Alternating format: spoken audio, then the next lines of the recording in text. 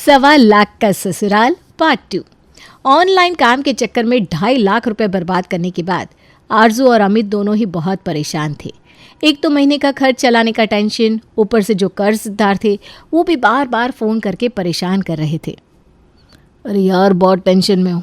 एक तो जॉब नहीं है, ऊपर से 2.5 लाख का कर्जदार हो गया हूँ। समझ में नहीं आता करूँ तो क्या करूँ। सोच रहा हूँ जाकर बॉस के पाँव पकड़ लूँ। मुझ पर तरस खाकर नौकरी पर रख ही लेगा। वैसे भी वो एक अच्छा आदमी है। देख भाई, मेरे रहते तुझे किसी के पाँव पकड़ने की ज़रूरत नहीं है। अरे तेरा कोई आत्मसम्मान है कि नहीं? अरे भैया, आत्मसम्मान गया भाड़ में। पहले तू ये सोच, घर कैसे चलेगा मेरा। अगर मुझ पर भरोसा कर सकता है तो मेरे पास एक आइडिया है, लेकिन मैं अभी यहाँ तुझे उसके बारे में नहीं बता सकता। तुझे कल सुबह 10 बजे मेरे साथ चलना है। अरे भाई, ज़िंदगी बदल जाएगी तेरी, ज़्यादा सोच मत। क्या बात कर रहा है? ऐसा कौन सा आइडिया है, कुछ तो बता। मैंने कहा ना, अभी मैं तुझे बता भी दूंगा तब भी तुझे समझ में नहीं आएगा। बात को सही तरह से समझने के लिए सही बंदे से मिलना ज़रूरी होता है। इसलिए कल सुबह 10 बजे मैं तुझे हमारे टीम लीडर से मिलवाने ले जा रहा हूँ। तू बस ये समझ ले कि तेरी लाइफ बदलने का समय आ गया है। दोस्त की बात सुनकर अमित बड़ा खुश हो जाता है। उसे तो यही लग रहा था कि शायद उसका दोस्त उसे कहीं इंटरव्यू के लिए लेकर जा रहा है। अगले दिन सुबह 10 बजे नहा धोकर तैयार होने के बाद वो नवीन के पास पहुंच जाता है। बस भाई 5 मिनट और उसके बाद हम लोग हमारे टीम लीडर बत्रा जी के यहाँ चल रहे हैं। बाकी की बातें बत्रा जी समझाएंगे। अमित और नवीन अक्षय बत्रा के यहाँ पहुँचते हैं। अक्षय उन दोनों को एक हॉल में बिठा लेता है जहाँ पर पहले से कुछ लोग बैठे हुए थे। कुछ देर में उसकी क्लास शुरू हो जाती है। बड़े सपने देखो और आज़ाद जियो। क्या आप भी चाहते हैं कि आप लखपति बने? आपके बच्चे बड़े बड़े स्कूलों में पढ़े और कोई महंगी गाड़ी आपके घर के बाहर खड़ी हो? अगर हाँ, तो आप बिल्कुल सही जगह आए हैं। दोस्तों, सेमिनार हॉल में आने से पहले आप लोगों ने बाहर एक फॉर्च्यूनर खड़ी हुई देखी होगी। यकीन मानिए, इसके जैसी मेरे पास 3 गाड़ियां हैं, और वो सब मुझे कोई खैरात में नहीं मिली, बल्कि मैंने ड्रीम बिग कंपनी के साथ जुड़ने के बाद खरीदी है। और अगर मैं ये कहूँ कि ये 50 लाख वाली गाड़ियाँ खरीदने के लिए मैंने दिन रात मेहनत की है, तो वो भी झूठ ही होगा, क्योंकि मैंने ऐसा कुछ भी नहीं किया। मैंने तो बस कंपनी पर विश्वास किया, और देखिए आज मैं कहाँ से कहाँ पहुँच गया। देखिए, ज़्यादा गोल गोल घुमाने के बजाय मैं अब सीधा मुद्दे पर आता हूँ। इस कंपनी में लाखों रुपए कमाने के लिए आपको ज़्यादा कुछ भी करने की ज़रूरत नहीं है। ना ओवर टाइम करना है, ना हफ्ते के 6 दिन 8 घंटे की नौकरी करनी है, ना बॉस की चिक चिक है, ना समय की पाबंदी। बस आपको अपनी टीम में 3 लोगों को जोड़ना है। आपके 3 लोग 3-3 और लोगों को जोड़ेंगे, और ऐसे ही ये चेन चलती रहेगी। लेकिन आपके जुड़ने के बाद जितने भी लोग इसमें जुड़ेंगे, उसका फ़ायदा आपको मिलने वाला है। तो आपको बस अपने 3 लोग जोड़ने हैं, बाकी चेन अपने आप आगे बढ़ेगी। बत्रा कॉन्फ्रेंस हॉल में बैठे लोगों को जल्दी अमीर बनने का शॉर्टकट बता रहा था, जिसे सुनकर अमित के चेहरे पर चमक आ जाती है। अरे यार, ये तो बहुत सही काम है। 3 लोगों को जोड़ो और फिर आराम से घर बैठकर तमाशा देखो। ठीक है भाई, मैं तो तैयार हूँ। कितना अमाउंट पे करना होगा? भाई 25,000 रुपये से ज्वाइनिंग हो जाएगी, और तू देखना 25,000 तो तू चुटकियों में कमा लेगा। अमित दोस्त की बातों में आकर नेटवर्क मार्केटिंग कंपनी ज्वाइन कर लेता है। मेरा तो आधा काम ऐसे ही हो जाएगा। आरजू को भी ज्वाइन करा देता हूँ, फिर बस मुझे 2 और लोग ढूंढने होंगे। किसी तरह 3 लोग जुड़ जाए, फिर तो चांदी ही चांदी होगी। अमित घर जाकर पत्नी को अपने साथ मार्केटिंग ज्वाइन करवा देता है। बस 2 लोगों की और ज़रूरत है, उसके बाद हर महीने इनकम आनी शुरू हो जाएगी। जितना अमित को आसान लग रहा था, ये सब उतना आसान भी नहीं था। अमित कोशिश तो बहुत करता है, लेकिन कोई भी अमित के साथ उसकी नेटवर्क कंपनी ज्वाइन करने के लिए तैयार ही नहीं हो रहा था। आप टेंशन मत लो, रिश्तेदारों ने ज्वाइन करने से मना कर दिया ना, तो क्या हुआ? दोस्त कब काम आएंगे? और सही कहते हैं लोग, रिश्तेदार कभी किसी के सगे हुए हैं जो आज हो जाएंगे। मैंने आज अपनी कुछ सहेलियों को घर पर चाय के लिए बुलाया है। वो लोग चाय नाश्ते के लिए आएंगे। बस सही मौका देखकर आप अपना सारा प्लान उनको समझा देना। मुझे पूरा यकीन है कि 2 नहीं, हमें ज़्यादा लोग मिल जाएंगे आज। पत्नी की बात सुनकर अमित को भी मानो एक उम्मीद सी नजर आने लगती है। शाम के समय आरजू की सहेलियां घर आती है। चाय नाश्ते के बाद अमित आरजू की सहेलियों को नेटवर्क मार्केटिंग के बारे में बताने लगता है। अरे जीजा जी, ये किस चक्कर में पड़ गए आप? भाई देखो, 25,000 तो क्या, मेरे हस्बैंड तो मुझे 25 रुपये भी नहीं देने वाले। मुझे तो आप माफ़ी करो। सॉरी आरजू, मुझे भी ऐसा कुछ बिजनेस करने का कोई इरादा नहीं है। मेरी सास को तो वैसे भी नौकरी करने वाली औरतें कतई पसंद नहीं है। उन्हें पता लगा ना कि मैंने 25,000 देकर तेरे साथ कोई काम शुरू किया है, तो मेरा तेरे साथ उठना बैठना भी बंद करवा देगी। इस तरह बारी बारी से आरजू की सभी सहेलियां कुछ न कुछ बहाना बनाकर चाय नाश्ता करने के बाद चलती बनती हैं। इसे कहते हैं खाया पिया कुछ नहीं, गिलास थोड़ा बारह आना। अरे कोई भी नालायक कंपनी ज्वाइन करने के लिए तैयार नहीं हुई, ऊपर से 300 रुपये का नाश्ता चट कर गई, सो अलग। क्या करे आरजू, दोस्त रिश्तेदार अब तो ऐसा कोई भी नहीं बचा जिसे हमने अपनी स्कीम के बारे में बताया ना हो। लेकिन पता नहीं क्यों कोई भी नेटवर्किंग के फ़ायदे समझना ही नहीं चाहता। वो सब तो ठीक है, लेकिन ये बताओ कि घर के खर्चों का क्या करें? 2 महीने से बाबू की स्कूल की फ़ीस नहीं गई है। स्कूल से नोटिस पर नोटिस आ रहे हैं, 3 दिन की अगर फ़ीस नहीं जमा करी तो बाबू को स्कूल छोड़ना पड़ेगा। आरजू बेटा, मेडिकल स्टोर वाले का फ़ोन आया है, कह रहा था 2 महीने हो गए दवाइयों का बिल पेमेंट नहीं हुआ, आगे दवाइयाँ देने के लिए मना कर रहा है। बेटा तू तो जानती है ना, दवाइयों के बिना तो एक दिन भी मेरा काम नहीं चल सकता। तुम दोनों कुछ करो ना, आखिर कब तक ऐसे चलता रहेगा? हम लोग तो अपनी तरफ से पूरी कोशिश कर रहे हैं माँ जी, लेकिन पता नहीं, ऐसा लगता है हमारी तो किस्मत ही टूट गई है। कोई हमारे साथ नेटवर्किंग ज्वाइन करने को तैयार ही नहीं है। अरे कोई कैंडिडेट मिले तब तो इनकम हो ना। अरे बेटा, तो अपने उस बॉस से जाकर क्यों नहीं पूछते कि आखिर तुमसे गलती कहाँ हो रही है? उसके पास तो 50 लाख की गाड़ी है और तुमने आज तक 500 रुपये भी नहीं कमाए। उसी से जाकर पूछो ना, वही कोई तरीका बताएगा। ठीक कह रही है माँ जी, तुम चलो ना, हम लोग चल के बॉस से ही सलाह मांगते हैं। अगर इसी कंपनी से जुड़कर वो लाखों रुपए कमा सकते हैं तो हमसे ऐसी क्या गलती हो गई है? आरजू और अमित दोनों मिलकर बत्रा के पास जाते हैं। देखो, तुम एक बहुत अच्छे प्लान के साथ जुड़े हो। आज नहीं तो कल लोगों को इसके फ़ायदे समझ में आ ही जाएंगे। और वैसे भी नेटवर्क मार्केटिंग में जो जितना पहले जुड़ जाता है ना, उसे उतना ही बेनिफिट मिलता है ज़्यादा। तो ऐसा मत सोचो कि तुम्हारा पैसा बर्बाद हो गया। नेटवर्क मार्केटिंग में फ्यूचर बहुत ही ब्राइट है, बस थोड़ा सा सब्र रखना होगा तुम्हें। देखा ना मेरे घर के बाहर जो गाड़ी खड़ी हुई है, बस ये समझ लो आज नहीं तो कल ऐसी ही एक गाड़ी तुम्हारे घर के बाहर भी खड़ी होगी। बॉस की चिकनी चुपड़ी बातें सुनकर आरजू अमित एक बार फिर से झांसे में आ जाते हैं और बड़े बड़े सपने देखकर वापस घर की ओर चल पड़ते हैं। आरजू और अमित के जाने के बाद, अरे यार, कोई नहीं पड़ता आजकल इस नेटवर्क मार्केटिंग के चक्कर में। तू भाई कहीं सिफारिश करना, 10-12 हज़ार रुपये की नौकरी लगवा दे, कम से कम घर के खर्चे तो चले। अरे भाई, तेरे घर के बाहर तो मैंने सुना है फॉर्च्यूनर खड़ी रहती है और तू 12,000 की नौकरी मांग रहा है। अरे वो मेरी गाड़ी नहीं है, किससे कहा मेरे पास फॉर्च्यूनर है? 30 लाख की गाड़ी खरीदने के बारे में मैं सपने में भी नहीं सोच सकता। अरे वो तो हमारे एक जान पहचान वाले हैं जो विदेश गए हुए हैं, उनकी गाड़ी हमारे घर के सामने खड़ी रहती है। बॉस से बड़ी बड़ी बातें सुनने के बाद आरजू और अमित घर पहुंचे ही थे कि मकान मालिक वहां आ धमकता है। अरे मियाँ, बातों के रसगुल्ले ही खिलाते रहोगे या मकान का किराया देने का भी कोई इरादा है तुम्हारा? गुप्ता जी, ऐसी बातें क्यों करते हैं आप?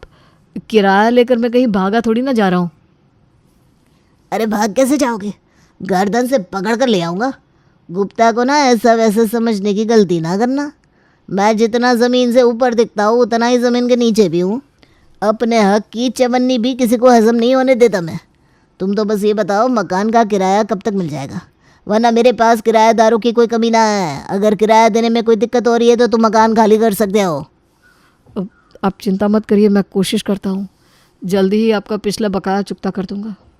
हाँ, तुम्हारे लिए वही अच्छा होगा, वरना अगले सप्ताह मैं दूसरे किराएदारों से बात कर लूँगा। यही मुसीबत होती है अगर रेंट एग्रीमेंट करके किराएदारों को ना रखो तो। मैंने तो कहा था ना 2 महीने का एडवांस किराया और रेंट एग्रीमेंट बनवा कर मकान किराया पर देना, लेकिन उस समय तो आपको ये लोग बड़े शरीफ नज़र आ रहे थे। अरे बहन जी, आप तो ऐसे कह रही हैं जैसे हम कोई गुंडे बदमाश हो। अरे माना कि पैसों की कुछ तंगी चल रही है, इस वजह से आपका 2 महीने का किराया नहीं दे पाए, लेकिन इसका ये मतलब तो ना है कि आप हमारी शराफत पर ही शक करने लग जाए। अरे भाई, समाज में बहुत इज्जत है हमारी, हमें ऐसा उठाए गिरा समझने की गलती मत करिएगा। देखिए बहन जी, होंगे आप बहुत बड़े राजा महाराजा, समाज में 100 लोग झुककर सलाम करते होंगे आपको, लेकिन हमें सिर्फ अपने मकान की किराए से मतलब है। आप समय पर किराया देते रहिए, बस इससे ज़्यादा हमें आपसे और कुछ नहीं कहना। मकान मालिक के जाने के बाद, अरे सारी उम्र बीत गई मेरी, अब बुढ़ापे में बस यही सुनना बाकी रह गया था कि लोग आए और मुंह पर 4 बातें सुनाकर चले जाए। अरे मैं कहती हूँ आग लगाओ इस नेटवर्क मार्केटिंग कंपनी को और कोई ढंग की नौकरी ढूंढ लो। कम से कम इज्जत से 2 रोटी तो खाते थे हम लोग। तुम्हारे इस लाखों करोड़ों कमाने के सपने के चक्कर में जो 2 रोटी मिल रही थी उससे भी हाथ धो बैठे हम। राशन वाला, बच्चों के स्कूल की फीस, मकान का किराया, सब कुछ महीनों से पेंडिंग चल रहा है। कर्जदार होकर बैठे हैं हम। अगर अभी भी कुछ नहीं किया ना तुम लोगों ने तो भूखों मरने की नौबत आ जाएगी हमारी। देखते रहना तुम दोनों बैठकर मुंगेरी लाल के सपने। माँ जी बुरा मत मानिएगा, लेकिन ये सब बवाल ना शुरू आपके कारण हुआ है। आपको ही बहुत समस्या थी ना मेरी नौकरी से।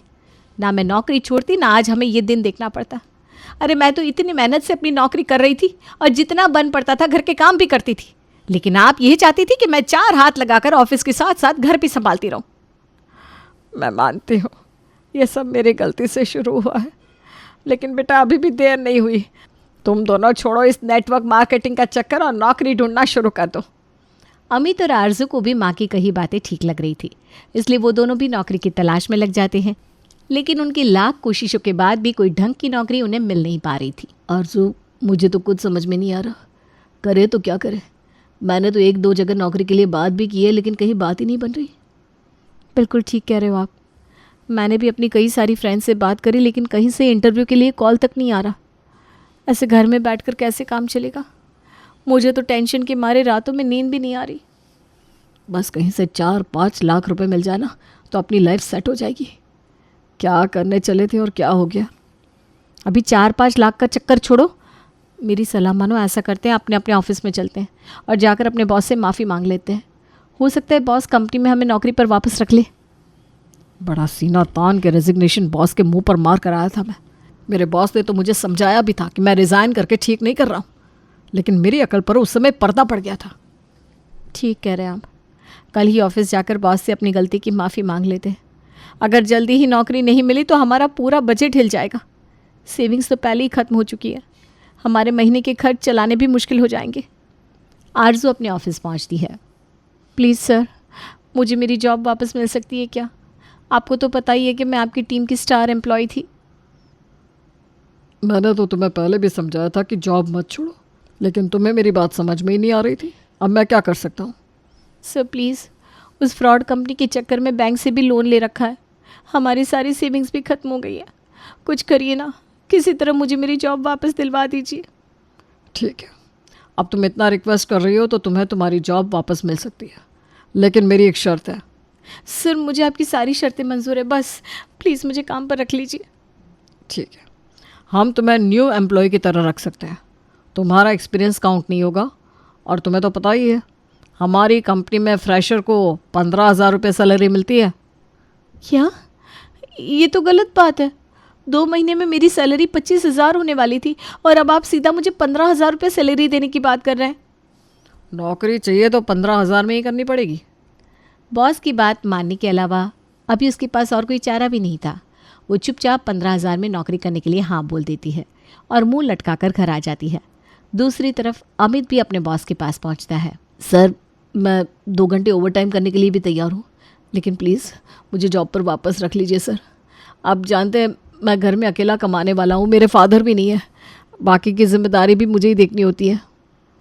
ये बात तो तुम्हें मेरे मुंह पर रेजिग्नेशन फेंकने से पहले सोचनी चाहिए थी। और हाँ, कपूर को क्या क्या कह रहे थे? ये 40,000 रुपये की नौकरी, it's just peanuts for you.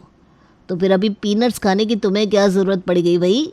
जाओ जाकर अपनी 1.25 लाख वाली नौकरी करो। सर मैं आपको क्या बताऊं, मैं एक बहुत बड़े फ्रॉड में फंस गया था। मैं पूरी तरह से बर्बाद हो गया हूँ सर। मैं आपके आगे हाथ जोड़ता हूँ, प्लीज़ मुझे मेरी पोजीशन वापस दे दीजिए। ठीक है, तुम कंपनी के इतने पुराने एम्प्लॉई हो, तुमने इतने सालों तक वफादारी निभाई है, कंपनी भी तुम्हें निराश नहीं करेगी। तुम कल से ऑफिस आ सकते हो। Thank you sir, thank you so much. अरे रुको रुको, पूरी बात तो सुन लो। तुम कल से ऑफिस आ सकते हो, लेकिन कंपनी तुम्हें पहले जितनी सैलरी ऑफर नहीं कर पाएगी। कंपनी को ऐसे बीच में छोड़कर जाने का कुछ तो खामियाजा तुम्हें भी भुगतना पड़ेगा ना। तो अब से तुम्हारी सैलरी आधी की जाती है। देख लो, तुम्हें मंजूर हो तो कल से आ जाना। अमित दुखी मन से बॉस के प्रपोजल को हाँ कर देता है, क्योंकि उसे कहीं भी नौकरी नहीं मिल पा रही थी। लंच के समय वो अकेले में उदास बैठा हुआ खाना खा रहा था, तभी कंपनी का प्यून उसके पास आता है। अरे सर, बड़ा दुख हुआ। पता चला मुझे कि आपके साथ किसी ने बहुत बड़ा फ्रॉड कर दिया। लाखों रुपए डूब गए आपके। इससे ज़्यादा दुख की बात और क्या हो सकती है सर। और बॉस ने भी आपकी सैलरी आधी कर दी है। अब आप घर कैसे चलाएंगे, मैं तो यही सोच सोच के परेशान हूँ। कोई बात नहीं, जॉब तो मिल गई ना, खाली बैठने से तो आधी सैलरी भी काफ़ी है। कोशिश करूँगा कि किसी तरह बॉस को खुश कर दूँ ताकि बॉस का गुस्सा दूर हो जाए और वो मुझे फिर से मेरी पुरानी सैलरी पर रख ले। अरे सर छोड़िए ये बॉस का चक्कर। आप जानते हैं एक नंबर का काइया आदमी है, इतनी आसानी से आपकी सैलरी नहीं बढ़ाने वाला। मेरे पास ना आपके लिए एक तड़कता भड़कता ऑफ़र है। अरे आपको क्या लगता है मेरा घर यहाँ की 10,000 की सैलरी में चलता है? मैं तो महीने के 1.25 लाख रुपए कमाता हूँ। ये तो दुनिया को दिखाने के लिए मैंने यहाँ पर चपरासी की नौकरी ली हुई है। देखो करना कुछ नहीं है, 40,000 देने हैं, फिर उसके बाद 3 लोगों को जोड़ना है और फिर हर महीने आपके अकाउंट में 1.25 लाख रुपए आते रहेंगे। बताइए कैसा लगा मेरा ऑफ़र? तेरे जैसे लोगों के कारण ही आज मेरी ऐसी हालत हुई है। खबरदार जो आज के बाद मेरे सामने ऐसा कोई फिजूल का ऑफर लेकर आया तो। नहीं चाहिए मुझे जल्दी अमीर होने की कोई टेक्निक। मैं मेहनत से पैसे कमा कर ही खुश हूँ। जा यहाँ से।